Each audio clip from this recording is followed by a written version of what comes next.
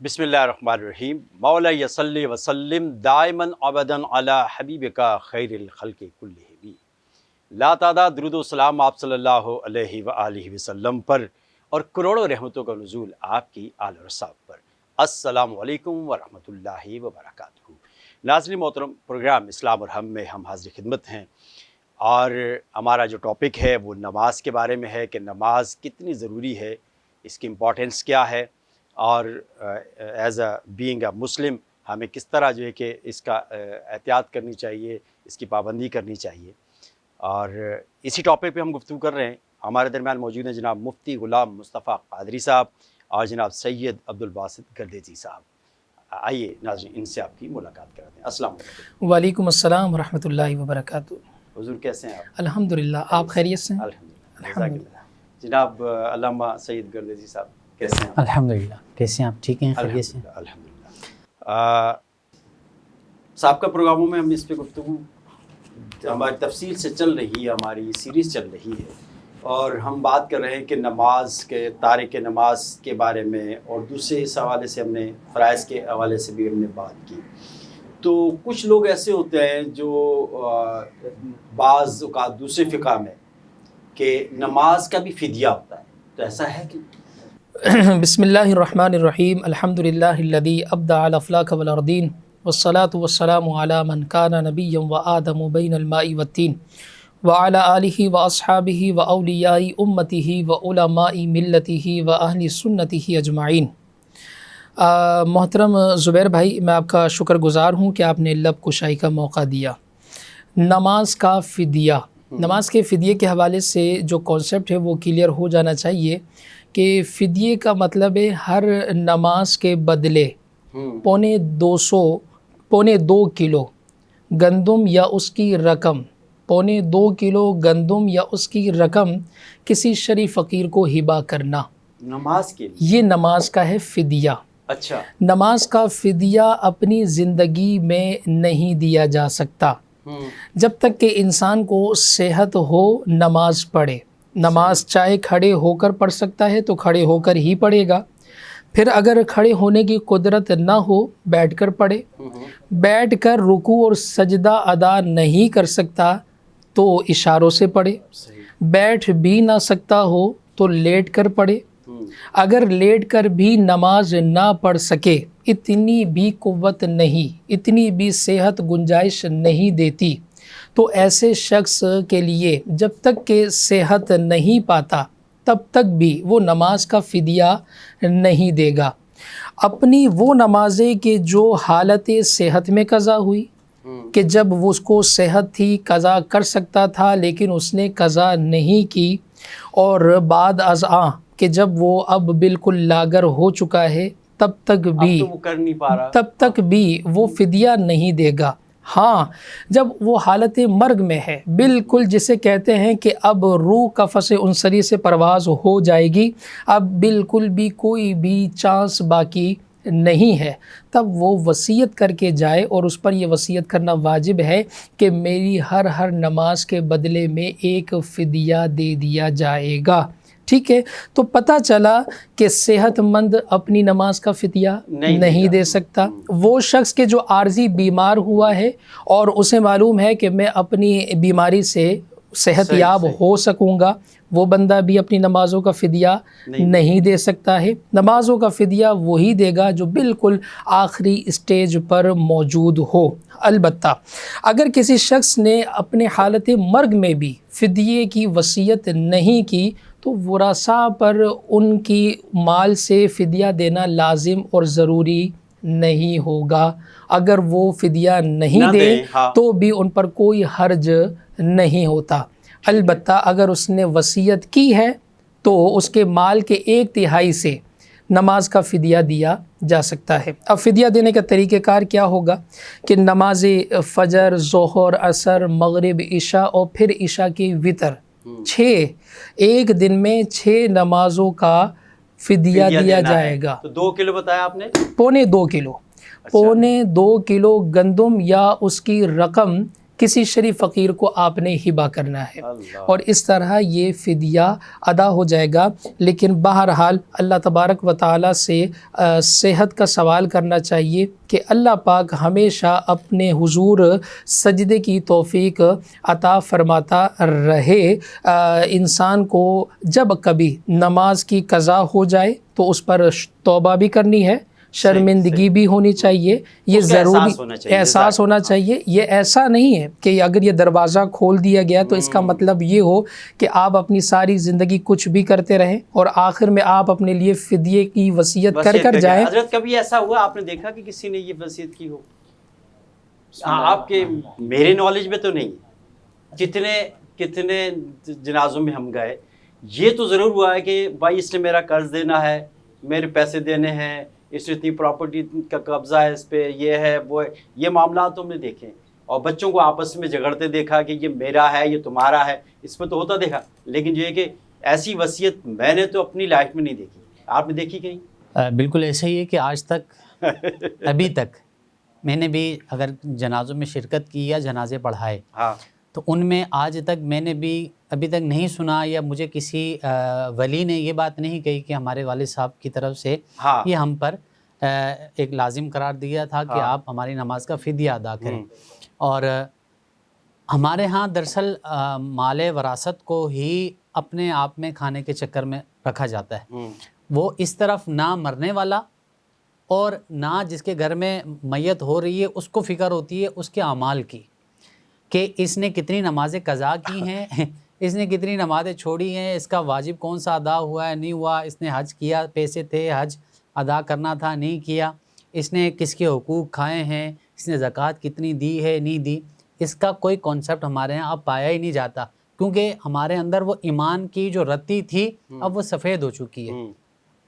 رہی بات میں آپ جیسے عرض فرما رہے تھے کہ اب دور حاضر میں تو ایسا کوئی مطلب ابھی تک ہم نے نہیں سنا، اللہ کرے کہ شاید اگر ایسا ہو جائے تو ایسی رواج پڑ جائے۔ اچھا اس کے پیچھے ایک بینیفٹ ہے، وہ کیا ہے کہ جیسے حضرت نے فرمایا نا کہ نماز کا فدیہ جب ہم ادا کرتے ہیں تو اب مثال کے طور پر اس کو ہم صدقہ فطر کے طور پر لے لیتے ہیں کہ کرنٹ ایشوز میں صدقہ فطر مثال کے طور پر کتنا ہے، روزے کا ادا کرتے ہیں، روزے کا صدقہ فطر جیسے ہم ادا کرتے ہیں، تو اسی طرح ایک صدقہ فطر کے مطابق ہم اگر کیش اس میں کریں کہ اگر کیونکہ اب دور جو ہے وہ پیسے کا ہے، 2 کلو کا جو ہے کہ جو بھی اس کا کیش بنتا ہے، فار ایگزامپل آپ کا 150 روپیہ بنتا ہے یا 200 روپے بنتے ہیں، وہ ہر نماز کا وہ ادا کرے گا۔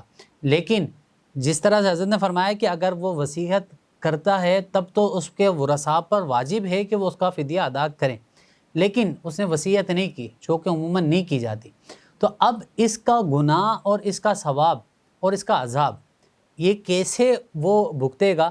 یہاں پر وہ اصالِ ثواب کر رہے ہیں کہ ہم نے اس کے لیے تیجا کیا، 40 وقت کیا، برسی کر دی، سب کر دی، 1 لاکھ ہم نے کل پڑھ لیے، ہم نے سورہ ملک پڑھ لی، یہ یاد رکھا جائے، پڑھ لیا، یہ یاد رکھا جائے کہ جو فرائض کی کوتاہی ہے، جو فرائض میں ڈنڈی ہے، اس کا اجر و ثواب اللہ رب العالمین پہ ڈیپینڈ کرتا ہے، وہ چاہے تو فرائض کو معاف فرما دے، اگر چاہے تو وہ اس کا عذاب اسے دے دے۔ لیکن اس میں یہ نہیں سوچنا چاہیے کہ میں نے جو ہے وہ نماز نہیں پڑھی تو میرا اور رب کا تعلق ہے، رب کا اور میرا تعلق وہ اسی وجہ سے ہے کہ رب کے حکم کی پاسداری کرنا، رب کے فرامین کو اس پر عمل پیرا ہونا، یہ بندہ اور رب کے درمیان آپس میں یہ خلا ہی اسی وجہ سے، ورنہ رب کون ہے اور بندہ کون ہے معلوم ہی نہیں چلتا۔ ورنہ فرعون کا دعویٰ تو یہ تھا کہ میں رب ہوں، بڑے بڑے شداد کہتا تھا میں رب ہوں، اس لیے کہ وہ کہتا تھا کہ میرا حکم بھی یہی ہے، رب فرماتا تھا تو زکوٰۃ دے، وہ کہتا تھا میں نہیں دے رہا کیونکہ یہ میرا مال ہے، دونوں آپس میں ہم کلام اس طرح سے۔ ٹھیک ہے، جزاک اللہ۔ مفتی صاحب کیا اس کو ریفرنس ہے جو آپ نے ابھی بات کی؟ بالکل، اس حوالے سے نبی کریم صلی اللہ تعالیٰ علیہ وسلم کے فرمان بھی موجود ہے، چونکہ جو نماز ہے نا وہ بدنی عبادت ہے، جی فدیے کے حوالے سے بالکل روایات موجود ہیں، اس کے ساتھ ترب کے ساتھ بالکل ایسا ہے، سند حدیث موجود ہے، نبی کریم صلی اللہ تعالیٰ علیہ وسلم کے فرامین بھی اس حوالے سے موجود ہے۔ میں نے آپ سے کہا نا کہ یہ نماز ہے، بدنی عبادت ہے، اور جو بدنی عبادت ہوتی ہے اس کا یہ ایسا بدل نہیں ہے کہ آپ کی جگہ کوئی اور ادا کرے تو کافی ہو جائے گا، نہیں، یعنی کہ اسی کا نماز نہیں پڑھ سکتا، ہاں، بلکہ یہ ہے کہ اس کی جگہ اگر فدیہ ادا کر دیا جائے تو آپ سے برات ہو سکتی ہے۔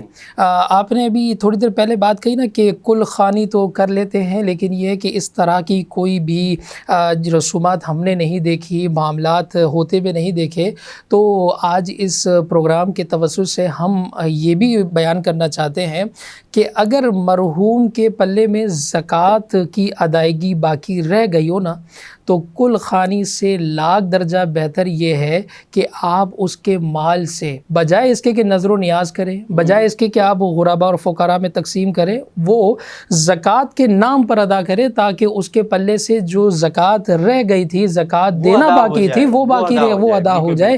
اور زکوٰۃ یقینی طور پر نوافل کے مقابل زیادہ درجہ رکھتا ہے، اور زیادہ درجہ رکھتی ہے۔ یوں سمجھ لیجئے کہ زکوٰۃ فرض ہے، باقی نفلی عبادات ہے، نفلی عبادات کا بھی ثواب اس وقت تک نہیں مل سکتا جب تک کہ بندہ فرائض میں پابندی نہ کرتا ہو۔ ایک طرف فرائض میں کوتاہی ہے، نماز نہیں پڑھ رہا، ایک طرف فرائض میں کوتاہی ہے کہ زکوٰۃ ادا نہیں کر رہا، اور دوسری طرف وہ 12 ربیع الاول کی محفل اس واسطے سجاتا ہے کہ نبی کریم صلی اللہ تعالیٰ علیہ وسلم مجھ سے خوش ہوں گے، تو یہ اس کا خام خیال ہے۔ یہ تو ایک الگ ٹاپک ہے، دیکھیں ہم اس کو کمپیریزن، میرا ایک اپنا ذہن ہے کہ میں کہتا ہوں کہ آپ اس کو کمپیریزن میں مت ڈالیں۔ نہیں دیکھیں، یہ عادت بنا لینا، اس کو کمپیئر مت کریں کسی دوسری عبادت سے نا، نہیں، کیونکہ یہ ایک بالکل الگ چیز۔ اب اس طرح تو لوگوں نے کہنا یہ شروع کر دیا تھا کہ یہ اتنا ربیع الاول منا رہے ہیں، اتنا میلاد کر رہے ہیں، کسی یتیم بیٹی کی اس کی شادی کر دے، یہ ایک الگ معاملہ ہے۔ لیکن ہم جو بات کر رہے ہیں نا، بات تقابل کی جہاں تک ہونا، تو دیکھیں دو نفلی عبادتوں میں تقابل اور شے ہے، اور فرض اور نفل میں تقابل اور شے ہے۔ یعنی آپ کسی بھی چاہے وہ بریلوی عالم ہو، چاہے وہ کسی اور مسلک سے تعلق رکھتا ہو، آپ ان کے سامنے یہ فتویٰ رکھ دیں کہ رات بھر ایک بندہ اللہ تبارک و تعالیٰ کا ذکر کرتا رہے، رسول اللہ صلی اللہ تعالیٰ علیہ وسلم کی نعت پڑھتا رہے، لیکن وہ نماز فجر ادا نہیں کرتا، یہ تو کنفرم ہے۔ یہ دیکھیں، کنفرم سی بات کٹ رہی ہے آپ کی، بالکل بڑی معذرت چاہتا ہوں، مخل ہو رہا ہوں میں آپ کی بات میں۔